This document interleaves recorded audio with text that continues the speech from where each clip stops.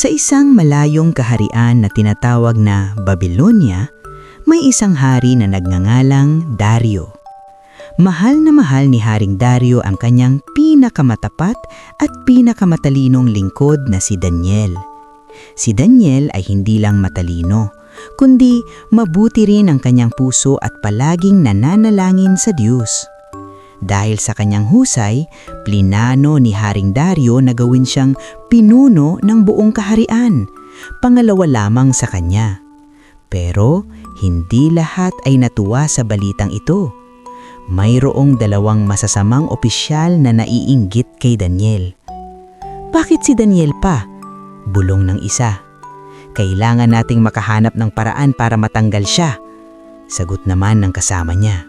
Sinubukan nilang maghanap ng mali sa trabaho ni Daniel, pero wala silang makita.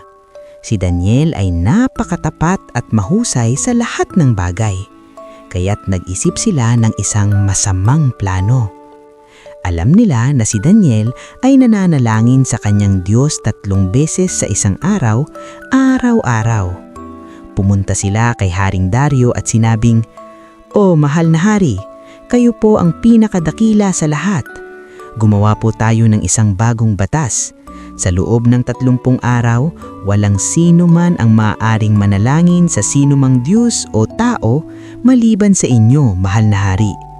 Ang sino mang susuway ay dapat itapon sa lungga ng mga leon." Nagustuhan ni Haring Dario ang ideya. Hindi niya naisip na isa itong patibong para kay Daniel. Pumayag siya at nilagdaan ang batas. Nang malaman ni Daniel ang tungkol sa bagong batas, hindi siya natakot. Alam niyang mas mahalaga ang pagsunod sa Diyos. Gaya ng dati, umuwi siya sa kanyang bahay, binuksan ang bintana na nakaharap sa Jerusalem, lumuhod at nanalangin sa Diyos. Ginawa niya ito sa umaga, tanghali at gabi.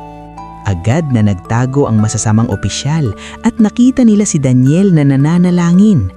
Kumari pa sila ng takbo pabalik sa hari. "Mahal na hari, hindi ba't may batas tayo na bawal manalangin sa iba maliban sa inyo? Nahuli namin si Daniel na sumusuway sa inyong utos."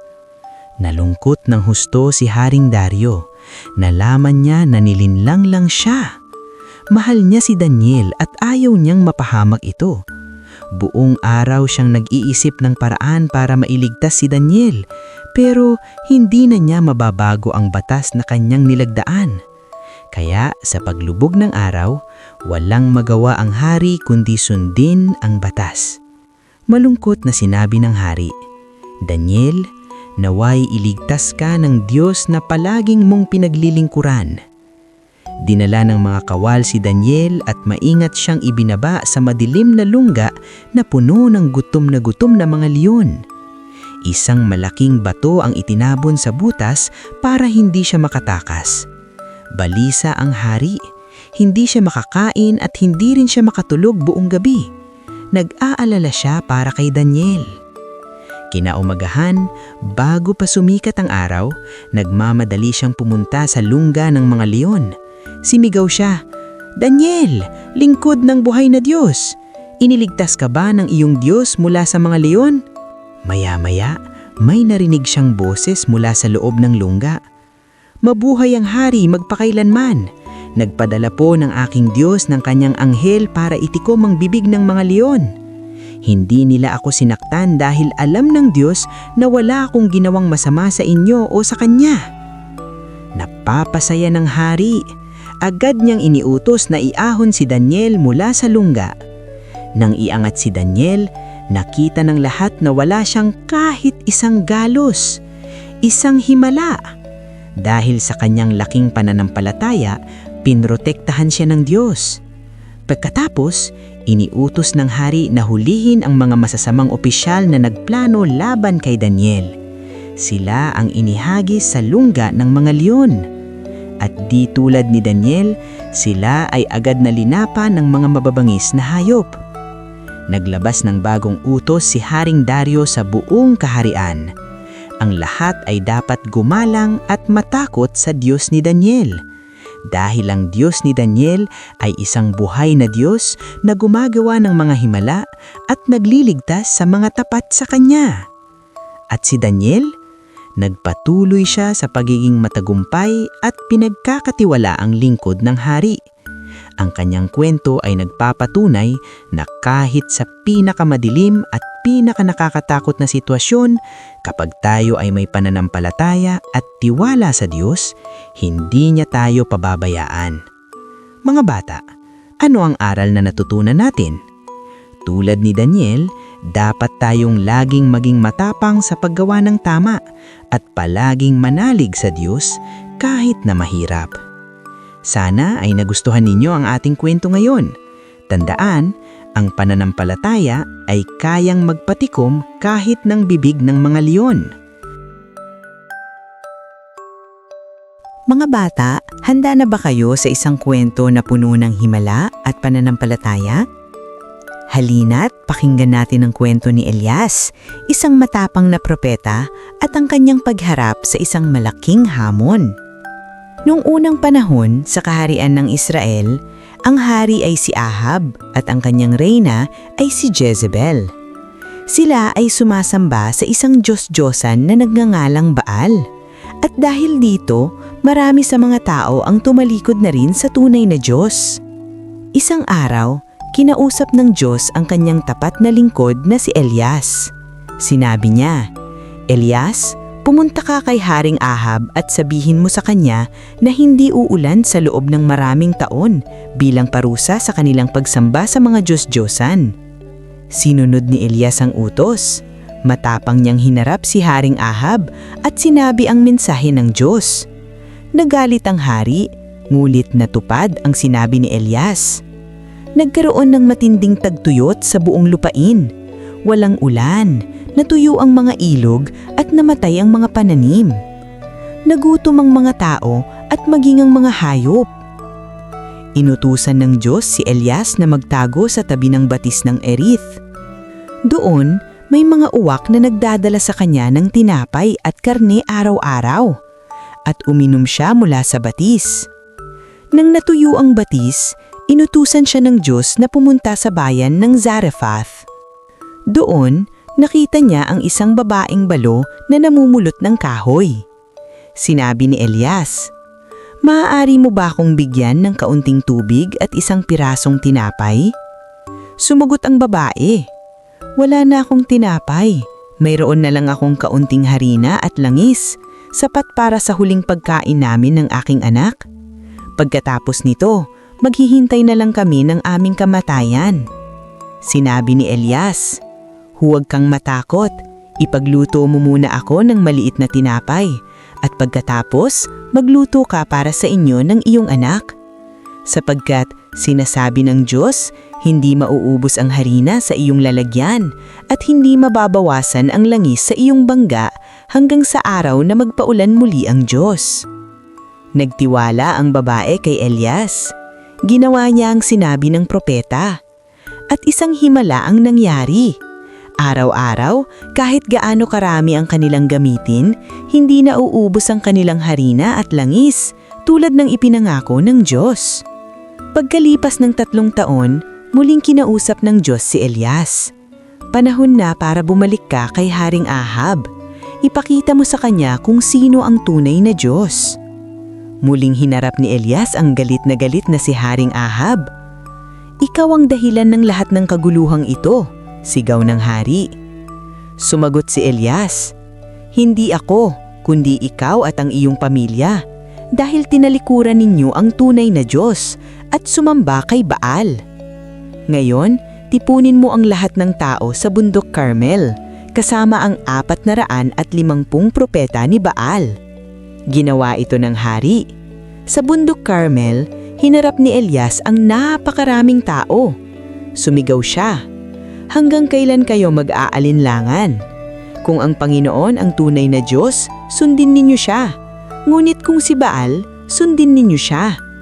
Walang sumagot sa mga tao, kaya nagbigay si Elias ng isang hamon. "Ganito ang gagawin natin. Kumuha tayo ng 2 toro. Pumili ang mga propeta ni Baal ng isa, Katayin ito at ilagay sa ibabaw ng kahoy. Pero huwag ninyong lalagyan ng apoy. Ganun din ang gagawin ko. Pagkatapos, tumawag kayo sa pangalan ng inyong Diyos at tatawag ako sa pangalan ng Panginoon. Ang Diyos na sumagot papamagitan ng apoy, siya ang tunay na Diyos. Sumang-ayon ng lahat. Magandang ideya iyan, sigaw nila.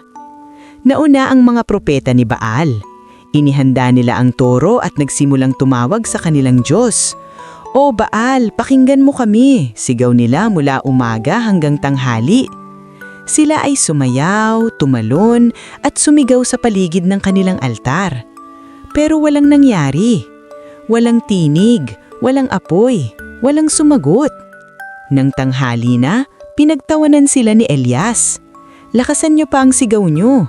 Baka tulog ang Diyos niyo. O baka may inaasikaso, o baka naglalakbay. Sigaw pa." Lalo pang lumakas ang sigaw ng mga propeta ni Baal. Sinugatan pa nila ang kanilang sarili hanggang sa magdugo na akala nila'y makukuha ang pansin ng kanilang Diyos. Ngulit maghapon silang hinintay at wala pa ring nangyari.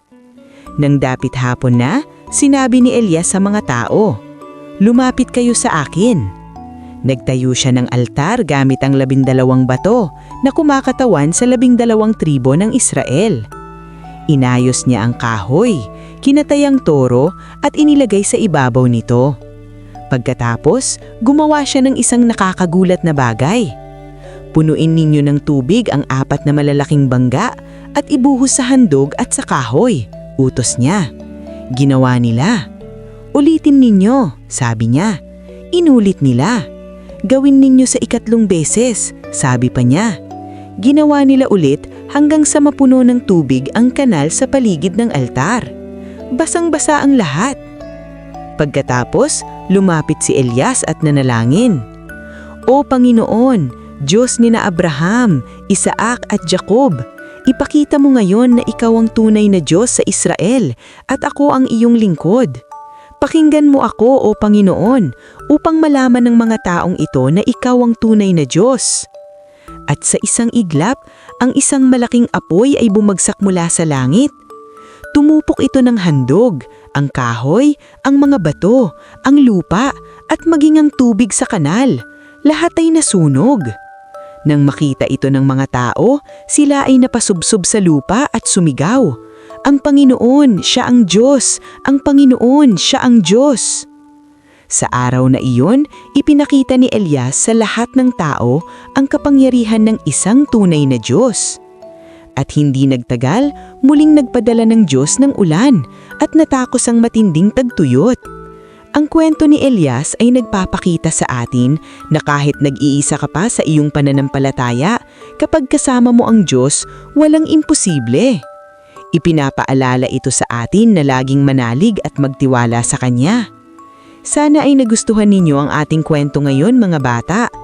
Tandaan, katulad ni Elias, maging matapang tayo sa paggawa ng tama. Sa isang malayong bayan na nababalot ng yelo tuwing Pasko, may nakatirang isang munting oso na nagngangalang Bimbi. Si Bimbi ay hindi katulad ng ibang oso. Habang ang kanyang mga kaibigan ay masayang naglalaro sa niebe, si Bimbi naman ay laging mag-isang nakadungaw sa bintana ng kanilang tahanan. Malungkot siya dahil mayroon siyang isang maliit at kulay abo na ulap na laging nakasunod sa kanya saan man siya magpunta. Dahil sa ulap na ito, hindi siya makasali sa paggawa ng snow angel o makipaghabulan sa mga kaibigan dahil bigla na lang uulan ng malamig na ambon sa kanyang ulo. "Bimbi, anak, bakit hindi ka lumabas at makipaglaro?" tanong ng kanyang ina isang umaga.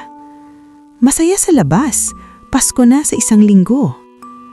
"Inay, paano po ako makikipaglaro kung laging nandito ang ulap na ito?" Malungkot na sagot ni Bimbi, sabay turo sa kulay abong ulap na tahimik na nakalutang sa ibabaw ng kanyang ulo. Sinubukan na ng kanyang mga magulang ang lahat, Pinaypayan nila ang ulap, tinangkang itaboy gamit ang walis, at pinilit pang ang bulungan ito para umalis. Pero walang nangyari. Ang ulap ay nanatiling tapat na kasama ni Bimbi.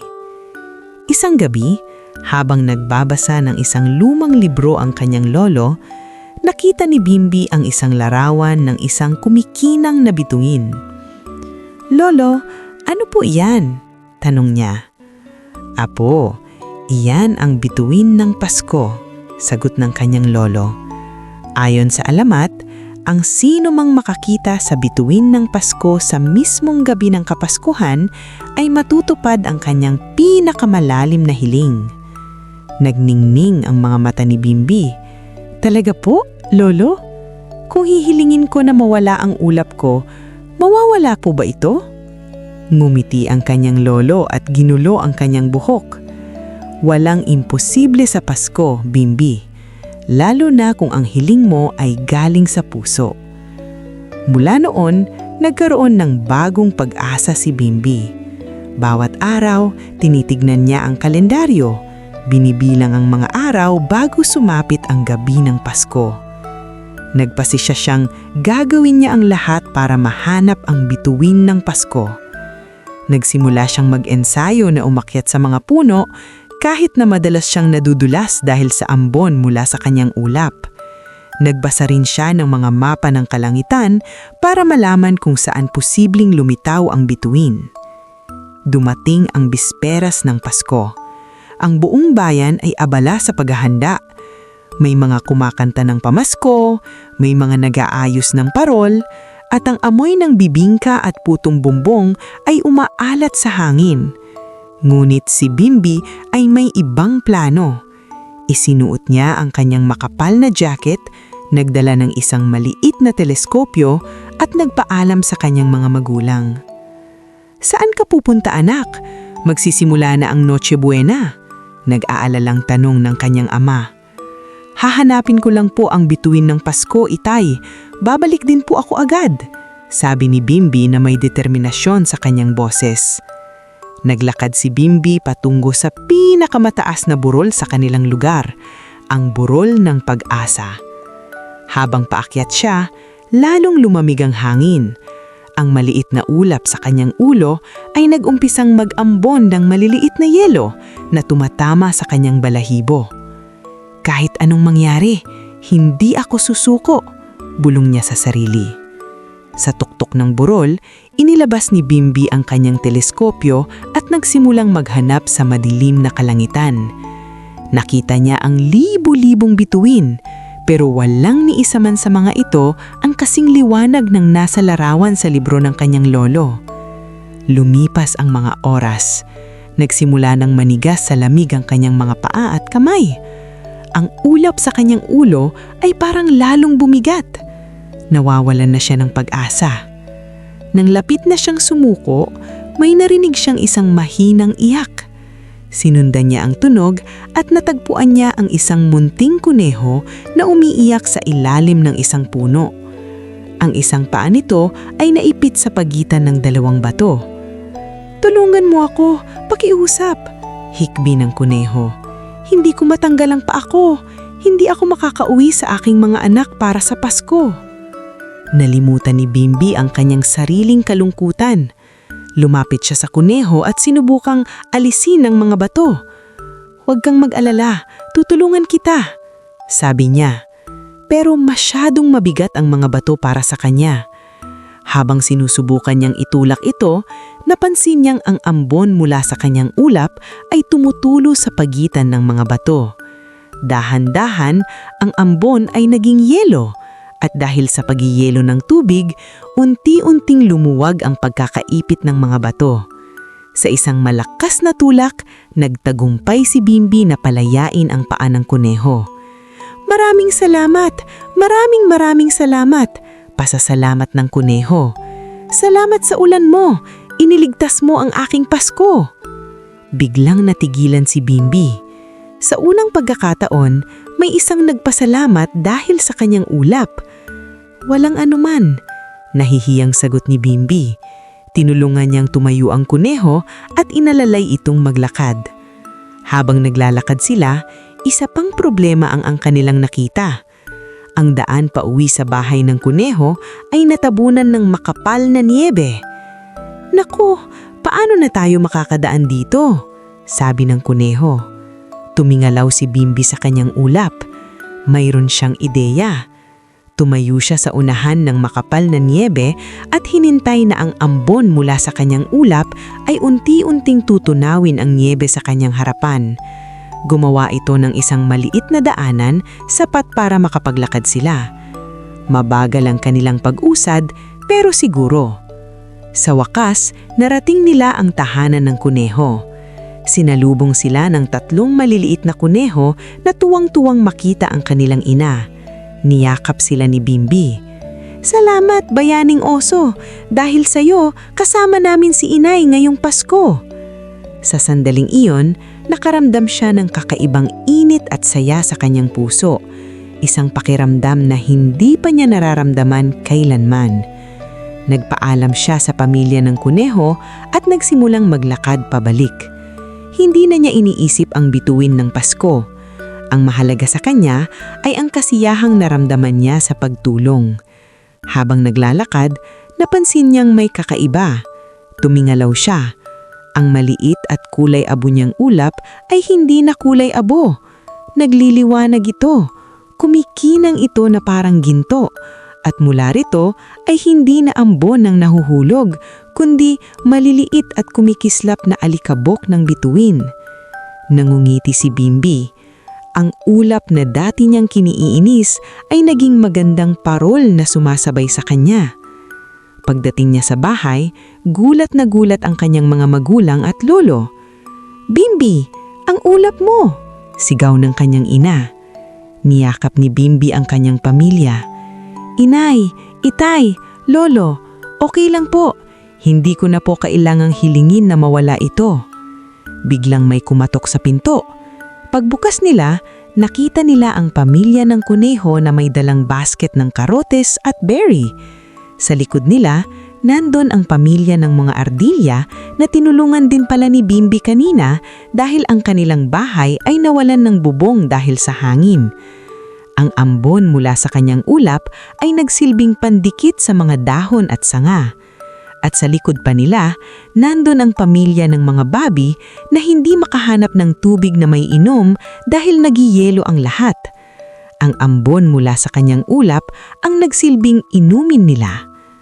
Lahat sila ay dumating para magpasalamat kay Bimbi. Napuno ang bahay nila ng tawanan at pasasalamat. Tumingin si Bimbi sa labas ng bintana.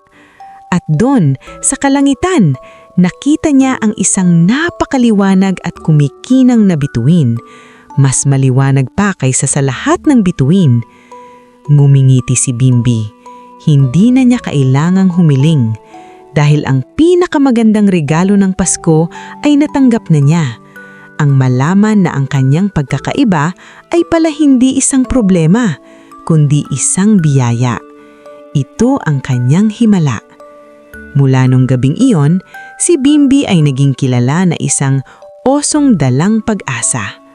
Ang kanyang ulap na dati ring niyang kiniinis ay nagbibigay ngayon ng tulong at liwanag saan man siya magpunta. At natutunan niya ang pinakamahalagang aral ng Pasko. Ang tunay na himala ay hindi ang pagtupad ng ating mga hiling, kundi ang paggamit ng kung anong mayroon tayo para magbigay ng pagmamahal at tulong sa iba. Maligayang Pasko!